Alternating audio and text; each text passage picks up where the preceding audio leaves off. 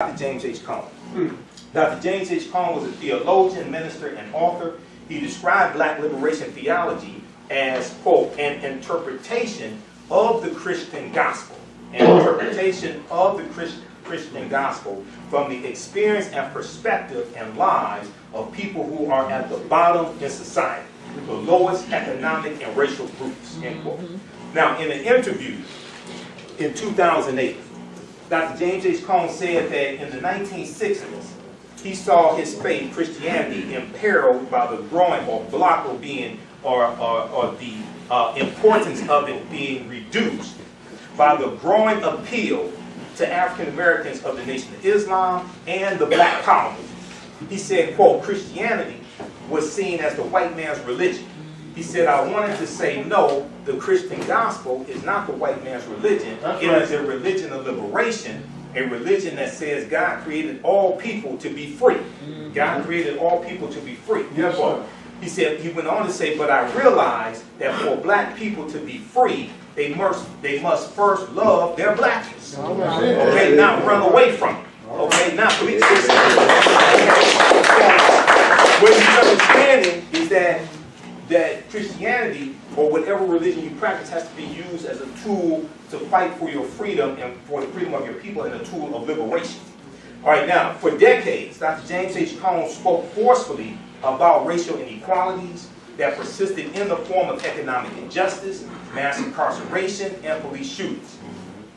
Dr. Cornel West said of Dr. James H. Cone, quote, that kind of consistency is just rare in American intellectual life, to be focused on such unflinchingly, so unflinchingly on the most vulnerable in our society. James Cone was the theological giant in our midst who had a love affair with oppressed people, especially black people. So when he passed away, they had an obituary. They had a big article at the New York Times website on James H. Cone. It's called James H. Cone, a founder of Black Liberation Theology, dies at 79. That's April 29th, 2018 is when that came out. So you can read that full article for more information. Now, when we look at the origins of black theology or black liberation theology, black theology arose from the ferment of the late 1960s as many African American clergy, scholars, and activists disillusioned by the pace of social change in regard to the condition of the African American masses moved from the integrationist perspective that served as the touchstone of the civil rights movement toward an affirmation of black power. Now, in affirming black power is not anti-white, it's anti-white supremacy, it's anti-white oppression. Okay, when you talk, I've talked to Bobby Seale. We communicated through Facebook. Bobby Seale, co-founder of the Black Panther Party for Self-Defense, October 1966.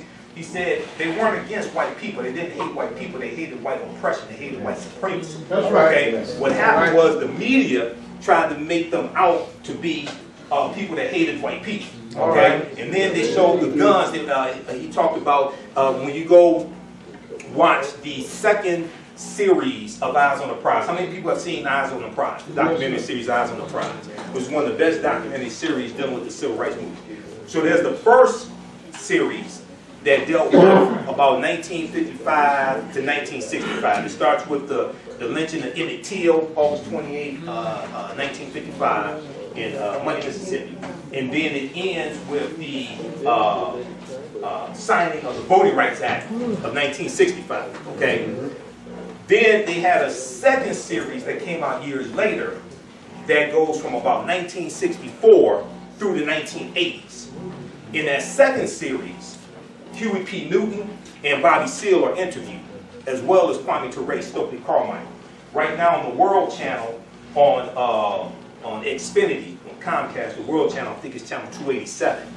Some days they're showing installments of that, because I'm going through, I saw it when it originally aired, and I'm going through recording it, because I have the first Eyes on the Prize on DVD. I have the box set DVD. I can't find the second one anywhere. The second one, I would argue, is even more important, because they talk about armed resistance in the civil rights movement, and they actually interview members of the Deacons for Defense and Justice. All right. That armed resistance wasn't talked about in the first installment of Eyes on the Prize.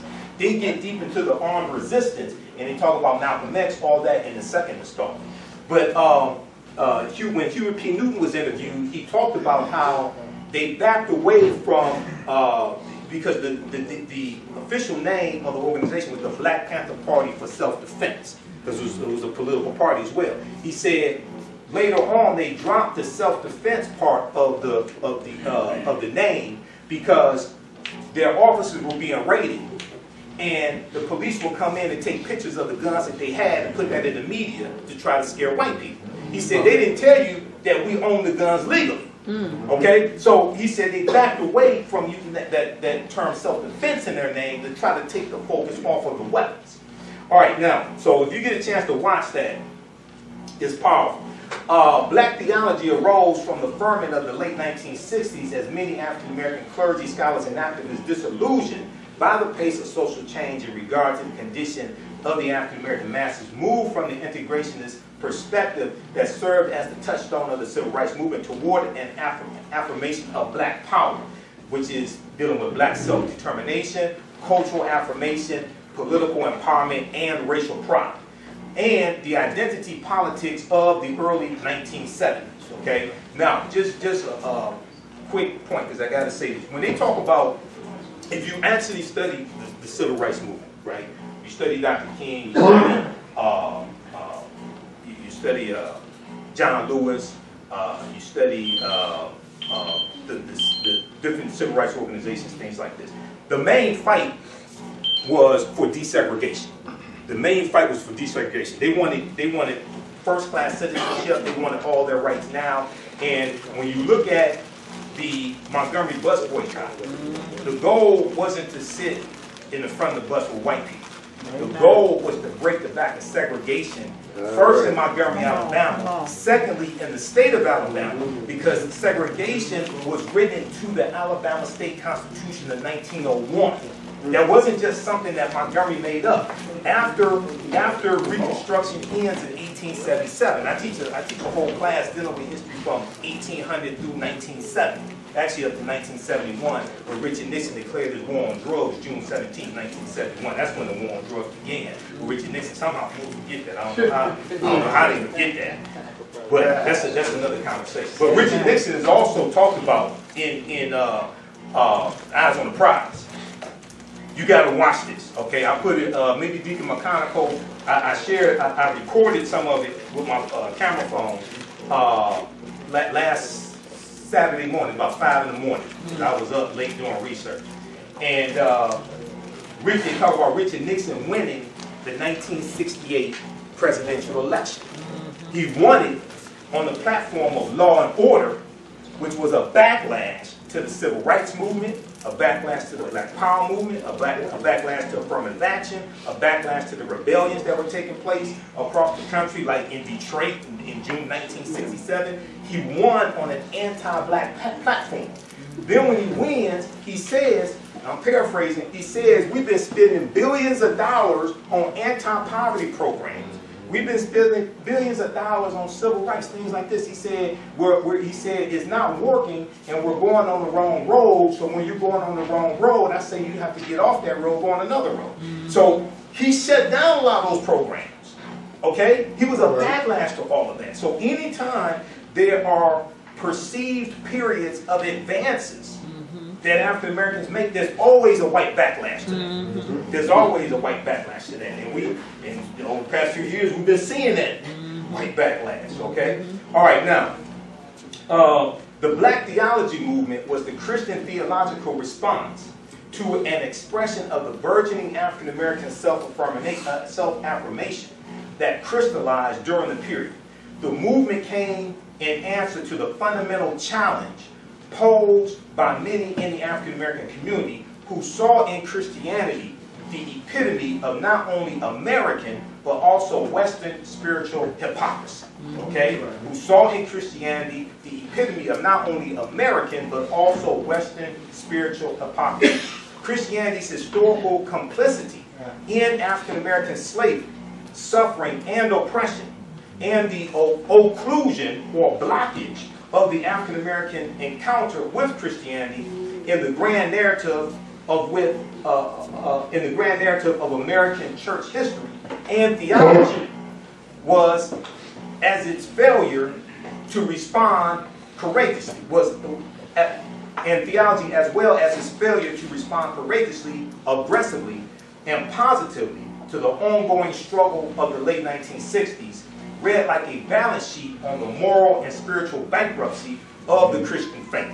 So you saw scholars who saw a need to transform the Christianity that had been taught to them, the Christianity of their parents, things like this, and use it as a weapon to fight against oppression and to fight for liberation. Now, there is a sense in which black theology can be read as an outcome of the larger problematic of Christianity's confrontation with modernity, rendering it more or less a variation on a theme. Classically conceived, this problematic is twofold, involving first the search for justice and second the encounter with science. More to the point, however, is the issue of social justice. In spite of the efforts of some theologians to take the challenge for social justice seriously, European American theology remains strangely and disturbingly silent on the issue of race. And even Dr. King, in his letter from a Birmingham jail, 1963, he talks about how it was white liberal theologians who were telling African Americans, you're moving too fast in this fight for justice. You need to be patient. You need to slow down.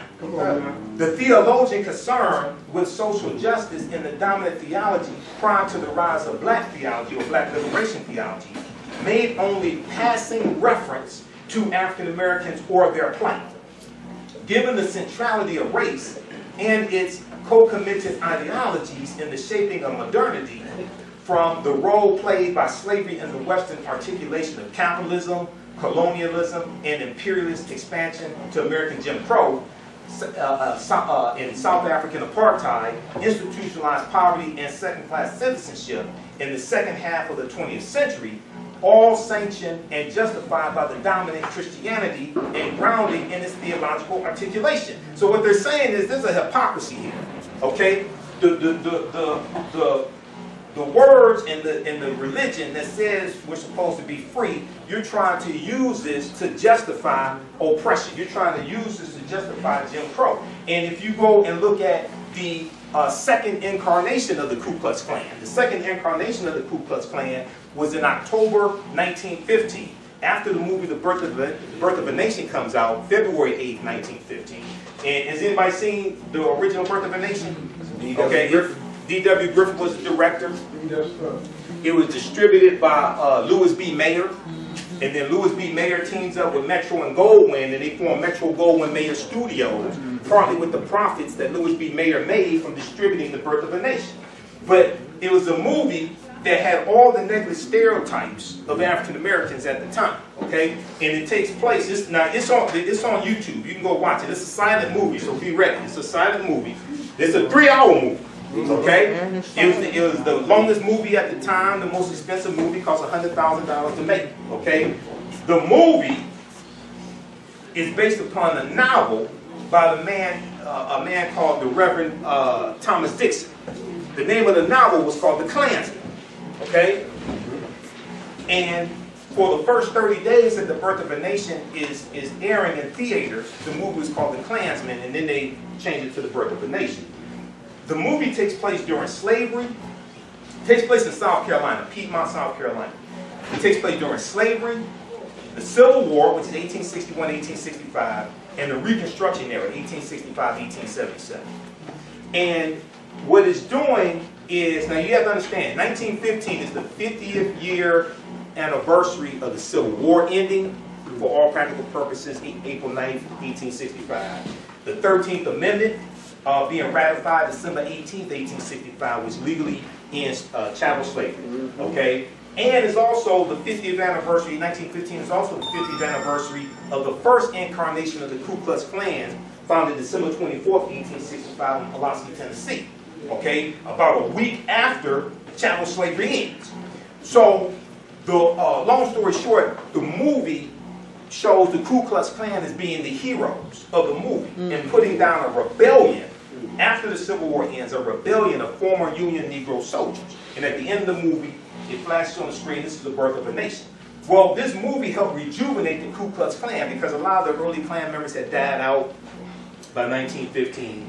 And in a lot of newspapers where they had ads for the movie, the Klan would take out recruiting ads right next to the ads for the movie The Birth of a Nation. All right? Now, the second incarnation was created October of 1915 by the Reverend William Joseph Simmons. Okay, the Reverend William Joseph Simmons, who utilized Christianity as a justification for the Ku Klux Klan. Okay, so you gotta understand this history. All right, now the failure of European American theology to figure in the utter centrality of race fatally compromised its legitimacy and forfeited all pretensions to universality. The centrality of race and the elimination of the epithet social from this new proclamation of the gospel effectively and fundamentally distinguished the movement from previous articulations of the social gospel. So for more information, at encyclopedia.com, referencing the Encyclopedia of Religion, they have a whole section on black theology by Matthew V. Johnson. Okay, so that's just an excerpt from it, just to give some background on the origins of black theology or black liberation theology. Now, in an interview with Terry Gross, Dr. James H. Cone explains the black liberation theology movement, which has roots in the 1960s civil rights activism and draws inspiration from both the Reverend Dr. Martin Luther King Jr. and Malcolm X. And Dr. James H. Cone said, mainly a theology that seeks God as concerned, that sees God as concerned with the poor and the weak, end quote. Now, Dr. James H. Cone also comments on controversial remarks made by the Reverend Jeremiah Wright, who is Barack Obama's former minister and a black liberation theology proponent, Reverend Jeremiah Wright. In a now famous 2003 sermon, Reverend Jeremiah Wright charged that an ingrained, abiding racism in American society is at fault for many of the troubles African Americans face, and he thundered, quote, no, no, no, not God bless America. He went on to say the rest of it. That's in the Bible, he said, for killing innocent people, right? Now, if you go read the Kerner Commission report, the results of the Kerner Commission report were pretty much about what Reverend Jeremiah Wright said. Okay, go to blackpast.org. I talked about this, when was it? Oh, I spoke to the March 2nd, Saturday, March 2nd, I did a presentation for the Detroit Reparations Task Force. I did a presentation on the case for municipal reparations and the difference between municipal reparations and federal reparations. And I talked about the 1968 Kerner Commission report, and they talked about how it was racism from white people that was at the root of the rebellions that were taking place across this country, and they dealt with the structural racism, and they laid out a series of remedies that needed to be implemented. Okay, a lot of what they talked about sounds also similar to what some people refer to as reparations. I'm just saying, when you go read that, okay, they're telling you then, and this was the Kerner Commission. Have you all studied the Kerner Commission and the Kerner Commission report? It was 11 people. Only one was black. The rest were white, and they're telling you this. It was a commission. It was commissioned by President Lyndon Johnson in 1967, and he was trying to figure out what's causing the rebellions across the country. Okay, Newark, New Jersey, Detroit, Michigan, things like this. What's causing the rebellion, and what can be done to prevent them, and how do you solve this problem? So Otto Kerner was the governor of Illinois. He was the chair of the commission, so it was named after him. Senator Ed Brooke of Senator Ed Brooke of Illinois. He was the only African American on the committee. The rest were white. And they're talking about it was at the root of it white racism that's causing these rebellions and the oppression that African Americans are experiencing, the feeling of hopelessness, poor job conditions, poor housing conditions, poor education, all of this. All right, now, let's continue. Dr. James H. Cone explains that at the core of black liberation theology is an effort in a white-dominated society in which black has been defined as evil, in which black or being black has been defined as evil, to make the gospel relevant to the life and struggles of American blacks or African Americans, and to help black people learn to love themselves. It's an attempt, he says, quote, to teach people how to be unapologetically black and Christian at the same time. Yes, sir. Okay, somebody needs to come up with a T-shirt with that slogan. Yeah. Okay, you can pay me royalties on it. I'll take 1%. Okay, unapologetically black and Christian at the same time. All right. So more information. Read this article here from NPR.org, National Public Radio. Black Liberation Theology in its founders' words. Black Liberation Theology in its founders' words. This is from March 31st, 2008. Okay, now some early examples of Black Liberation Theology, even before the term came about. Okay, one would be the Free African Society. How many people are familiar with the Free African Society in Philadelphia, 1787? And when you go back and study these organizations, these cooperatives that were started, different things like this, you go to the 1700s, we're using the term African. It's not until probably the late 1800s and the early 1900s that you start seeing color. But we're using Free African Society, Free African Union, African Methodist Episcopal Church. You start seeing this Grand African Lodge. You'll see this, and then you go into 1892, the National Afro-American League. Then 1898, the Afro-American Council. These were two of the first civil rights organizations, because the term Afro-American dates back to the 1830s. Y'all know this, right?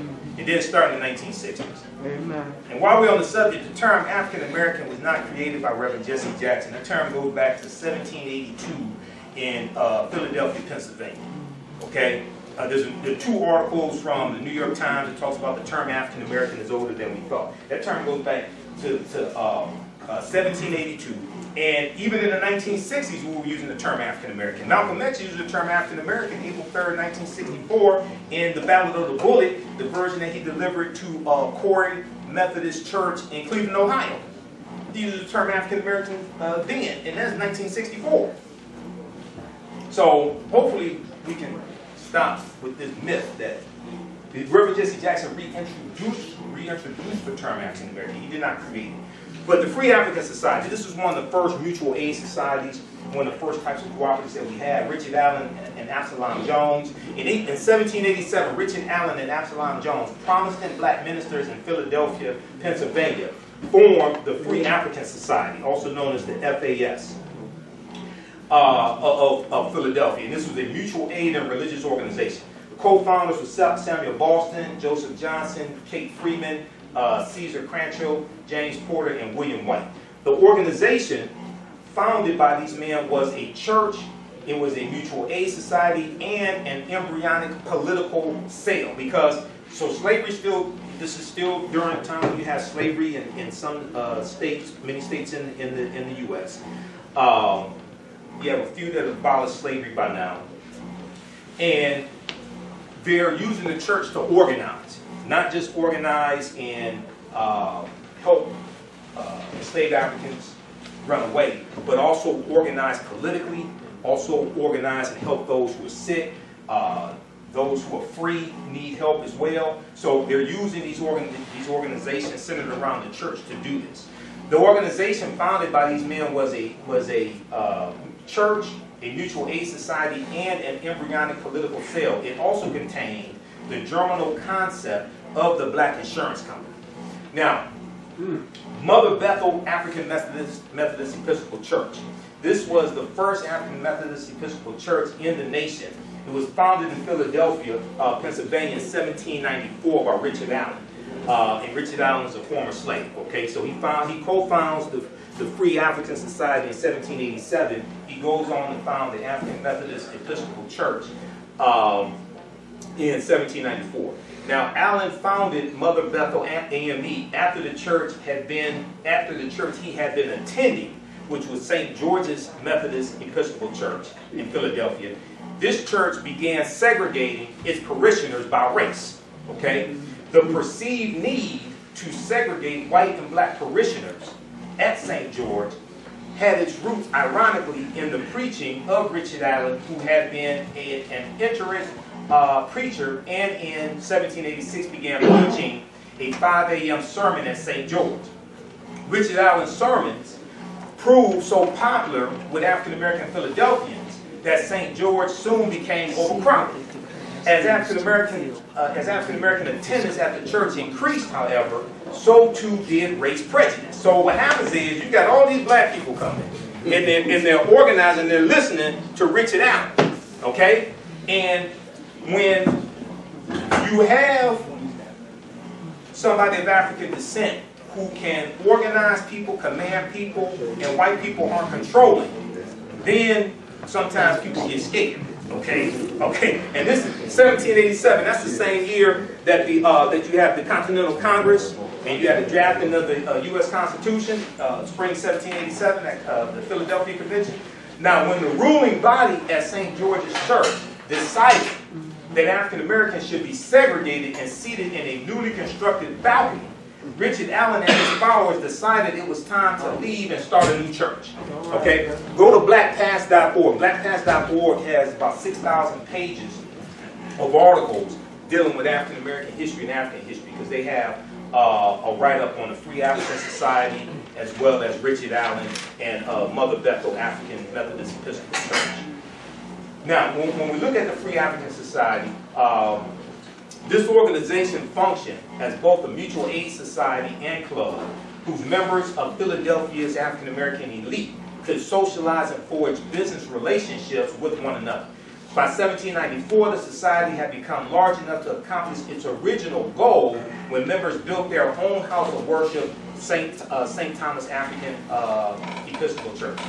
In addition to providing assistance to the sick, widowed, and orphaned members of Philadelphia's African American community, the Free African Society also extended its help to the city at large. The society's most famous contribution to the city of Philadelphia was the help members provided during the yellow fever epidemic in 1793, which killed thousands of Philadelphians. Okay, so there's a good article on the Free African Society at blackpast.org. Also, we have the Honorable Marcus Mosiah Garvey, who came from Jamaica, created the UNIA, Universal Negro Improvement Association, in Jamaica in 1914. He comes to the U.S. in 1916. He starts setting up chapters. He's persecuted by the federal government. He's in prison as well. He gets his prison sentence. He gets it commuted. And when he's free from prison, he's deported back to, he's deported from the country. Now, Marcus Mosiah Garvey was one of the most influential 20th century black nationalists and Pan-Africanist leaders, who was born August 17, 1887 in St. Ann's Bay, Jamaica. He was greatly influenced by Booker T. Washington's autobiography, Up From Slavery. Garvey began to support industrial education, economic separatism, and social segregation as strategies that would enable the ascent of the black race. In 1914, Garvey established the UNIA in Kingston, Jamaica, adopting Booker T. Washington's inspirational phrase, "Up, you mighty race, you can conquer what you will." We also know he was a Christian, but he preached a type of black liberation theology. By May of 1917, Marcus Garvey relocated the UNIA in Harlem and began to use speeches and his newspaper, The Negro World, to spread his message across the United States to an increasingly receptive African American community. Okay, and most of the chapters are going to be in the North.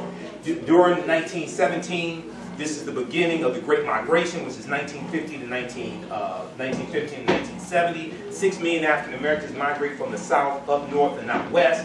1917 is the year that the U.S. gets involved in World War I. World War I is 1914 to 1918. And after World War I ends in 1918, then the following years was known as the Red Summer of 1919. You have 25 major race riots across the country. A lot of these white men are coming back from war, and they can't find jobs. Okay, there are 5 million men who fought on behalf of the U.S. in World War I. Most of them were white. You're going to have some of the African Americans. You have about 380,000 or so that are African American. But what happens is when these white men go and fight in World War I, it leaves a labor vacuum here in this country. You have plants and factories up north that are marketing to African Americans in the South. on the cotton plantations, things of this nature, to come up north for a better way of life and better wages. So when these white men come back home, the jobs that they have are being filled by African Americans and immigrants who are here, okay? And this explodes in a racial explosion across the country called the Red Summer. You have a big race riot you have them in Washington, D.C., you have them in Chicago, that's a big one, July 1919 in Chicago. You have them in Elaine, Arkansas, where you have over 200 sharecroppers who were killed in Elaine, Arkansas. And it was James Weldon Johnson, who just so happened to be a member of Phi Beta Sigma Fraternity Incorporated, my fraternity. James Weldon Johnson is the one who named it the Red Summer because he said the streets of America were flowing with blood.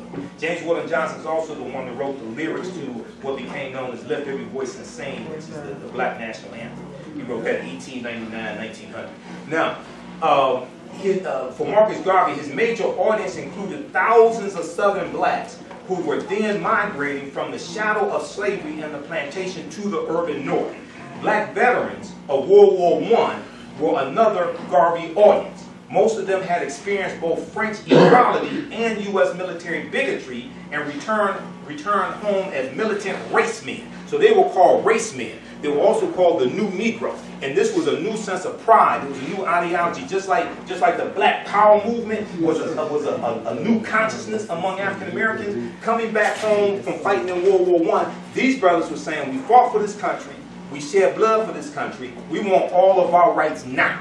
We want first-class citizenship now. We're not going to deal with the racism, the lynchings, the segregation, things like this. And this is what they were fighting for. So when the Red Summer 1919 happens, many of these former World War I veterans, these brothers are out in the streets in their uniforms with their guns fighting against the white supremacists. Right. The same thing happened in 1921, June 1921, when you had the Tulsa Race Massacre.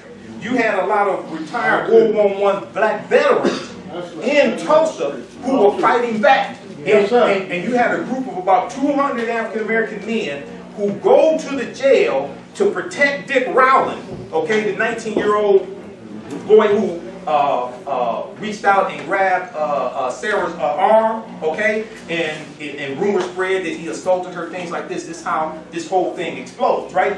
You have the deputy sheriff was black. Dick Rowland is in jail. You got a group of about 500 white men with guns who want to take Dick Rowland out and lynch him. You got these brothers, about 200 of them with guns to back up the sheriff and protect Dick Rowland. Okay, and then one of them, one of the white guys says to one of the black guys, "What you doing with that gun?" Somehow the gun goes off. Things explode from that. Okay, then the next morning, this is when you're going to have the invasion into North Tulsa. All right, now, black veterans of World War I were another Garvey audience. Most of them had experienced both French equality and U.S. military bigotry.